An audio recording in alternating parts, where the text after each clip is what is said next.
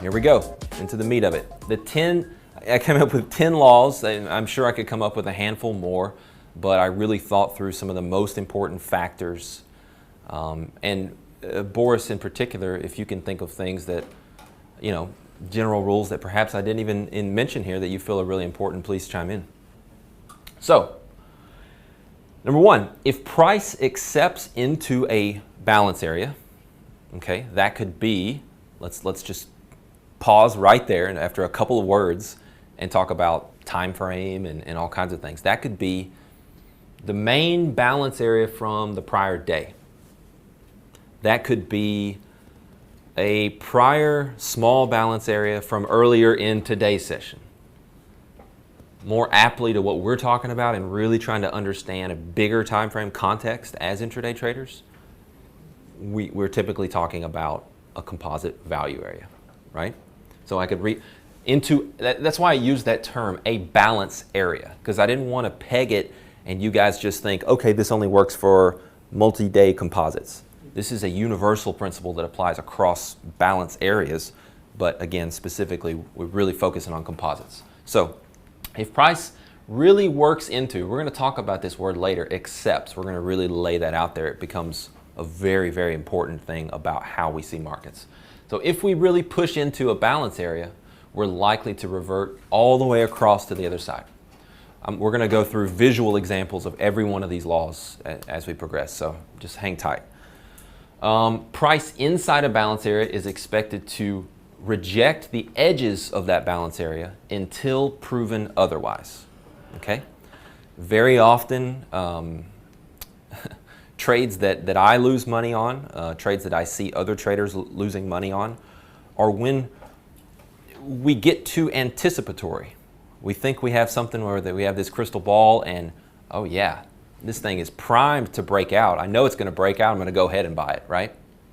A lot of times it stays rotational. So it's much better, in my opinion, to trade what is rather than trying to say what will be necessarily, okay?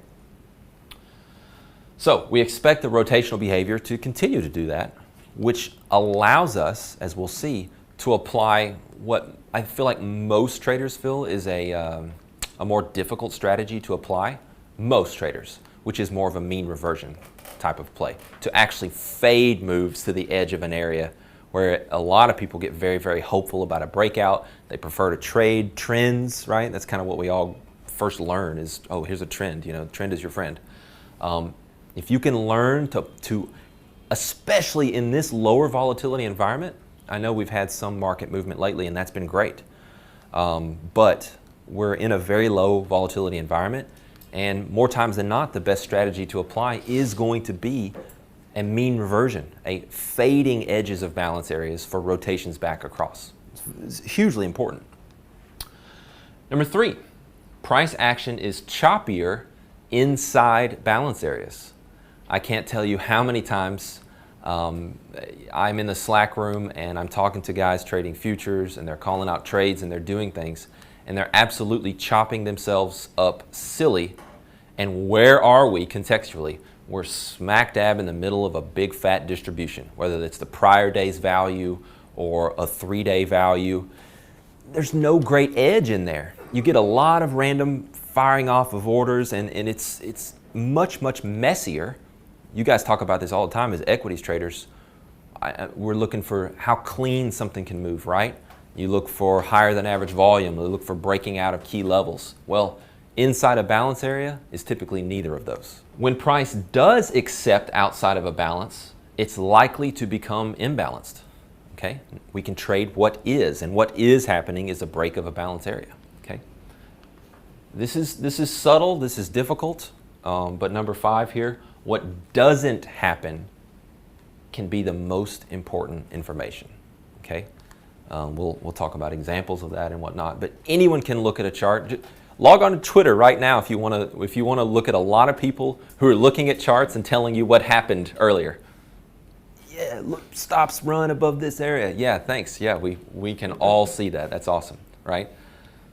But anyone can do that, but it takes a very skilled understanding of nuance, understanding of context trader to be able to say, you know what? The market was really trying to do this here, had the opportunity to do this, and that didn't happen. They were unable to accomplish what they had attempted to do. Okay? Most people don't see markets that way, as attempting to do different things and understanding things. So continuing on. Oftentimes the destination, the target, if you will, of an imbalance is a prior older balance area, and oftentimes it's right in the middle of that balance into its point of control. One term that we did not define on day one that I thought about last night that I just wanted to kind of cover. I feel like you already understand the concept, but it's called a naked point of control. And that is a point of control from any day that has not been traded across since that day. Okay? So you build a point of control and then we gap down or something and we never trade across that level, that point of control. So if you'll look at my charts, I set them to extend points of control. So you can see these red lines, they continue to persist across those charts until we touch them. And as you can see, as they get touched, like this one, now it stops. So I keep up with naked points of control. And you know, implications is just what I've already taught you. It's a point of control. You want to know where you are among prior distributions. If you see a strong reaction from a point of control, pay attention to it. Perhaps don't really fight that. Do you also extend them because they like trend through it, or do you not really? When you go back and do it, when this got cut off just because pricing through it. If we rip through it and touch it, they cut them off. They stop. Unlike composite structure, right? Good question. Where was I? It's number 6. Number 7, if price reacts strongly from a point of control, that can disrupt law number 1. What was law number 1? Who's taking good notes? Price has steps into a balance area, likely to revert. Revert where? To the other side, to the other side of the balance. Yes. Okay. So we have this dynamic where, imagine this TV is the balance area, okay? And right here in the middle at number 8 is the point of control. If we accept into this TV, into this balance area, perhaps come up, retest it, and really start trading through, our expectation is the low edge of balance, the opposite edge of balance. But if that point of control, all of a sudden, boom, you see a strong shift in the tape, strong buyers coming in right from that point of control, that can disrupt that number 1 dynamic, okay? So I guess this kind of sucks that it can be more tricky, right? It's not always, well, if we accept in, we're automatically going down here, but this is not the world we live in. We can see strong reactions from the point of control themselves. But the thing I want to stress about that is it's secondary. Law number 1 takes priority, okay? That is the expectation. But if we see the point of control, then we say, okay, plan B. We may shift our strategy. Price? In terms of like managing an open position, are you using that the other side of it as your target? Are you managing based on the tape? Are you managing based on the point of control? Is it all 3? It depends on the trade, and this is kind of the next course I want to do, which really gets into how we manage stuff intraday, how we really define precise pull the trigger opportunity and manage that stuff. But in general, especially at the beginning, if I get the ideal trade, like in ES this morning, my stop is placed structurally, which means on the other side of that balance, right? So I'm pretty much saying, what's the market condition? Okay, if we're now accepting into a balance, or in this case, breaking out of a balance and retracing back to it, that is the current market condition. Mr. Market, if you can change that condition, you can have my stop. But if not, I'm getting 5 to 1. Thank you. You know. In terms of just right quickly jumping ahead a little bit, trailing stops versus not trailing stops. it's very important in like a rotational environment not to trail those stops, because again, price action is choppier inside balance areas. If you trail that stop too tight, you're just going to get taken out. So you just leave it in the... I'd leave it outside that area. Now, on a strong trend move, where we have cleaner price action, less choppy and whatnot, you can use some strategies to trail stops and continue to book those profits. This is big, and this is almost exclusively how I trade. Number 8, price often retests edges of balance areas to firm up that area, okay? If we have a breakout, oftentimes we come back and retest that point of that breakout before really going. If we accept back into a balance area, oftentimes we retest that edge before going, like Boris's trade today.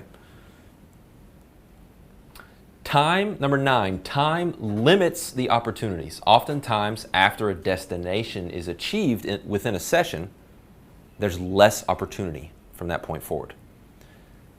That may sound common sense, you know, that may sound like, well, thanks for that, that's not very big, but I can't tell you how often I see, you know, I'll get in a trade early in the session and we'll have this target and we'll say, yeah, it's a great target, and we get there and I get flat, and then I'll see other guys in the chat room saying, I'm trading here, I'm trading there, doing these things, and they're really kind of chopping themselves up again. You know, maybe the destination was the point of control of an old 3-day balance.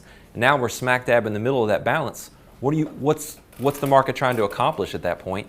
We're kind of running out of time in the session. A lot of times it kind of fizzles out. Maybe sometimes you get a retrace back to VWAP for a little extra kind of trade, but oftentimes it's much less of a positive expectancy